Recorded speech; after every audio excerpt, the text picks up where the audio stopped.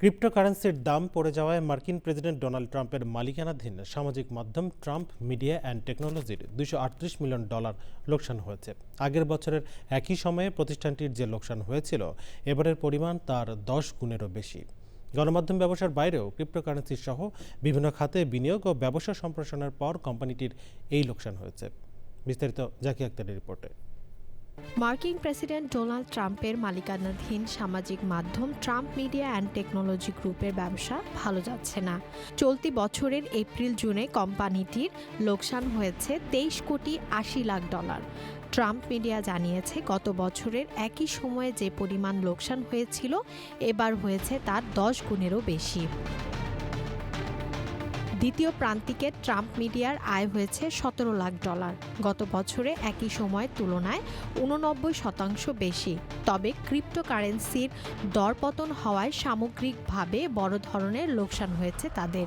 Trump media জানিয়েছে, দ্বিতীয় প্রান্তিক শেষে তাদের মোট সম্পদের পরিমাণ ছিল $200 কোটি। এর মধ্যে নগদ অর্থ, স্বল্পমেয়াদী বিনিয়োগ ও ডিজিটাল মুদ্রা সহ আর্থিক সম্পদের পরিমাণ প্রায় $190 কোটি। গ্রুপের অন্তর্বর্তী প্রধান নির্বাহী কর্মকর্তা কেভিন ম্যাকগার্ন সোমবার বলেন, ইতিমধ্যে 10 জনের বেশি গ্রাহক এই সেবায় যুক্ত হয়েছেন।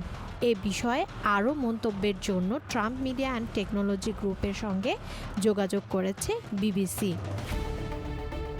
ক্রিপ্টোকারেন্সির ধারণ এবং পরিচ্ছন্ন জ্বালানিতে বিনিয়োগ সহ বিভিন্ন খাতে ব্যবসা সম্প্রসারণ করলেও প্রতিষ্ঠানটি এখনও মুনাফা করতে পারেনি।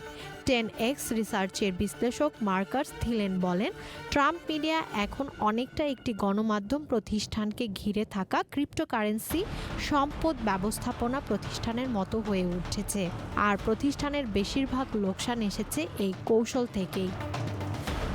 সোমবার প্রকাশিত আর্থিক প্রতিবেদনে নতুন পরিষেবা প্রতিষ্ঠানটির জন্য একটি নতুন আয়ের উৎস তৈরি করবে বলে আশা করছে ট্রাম্প মিডিয়া।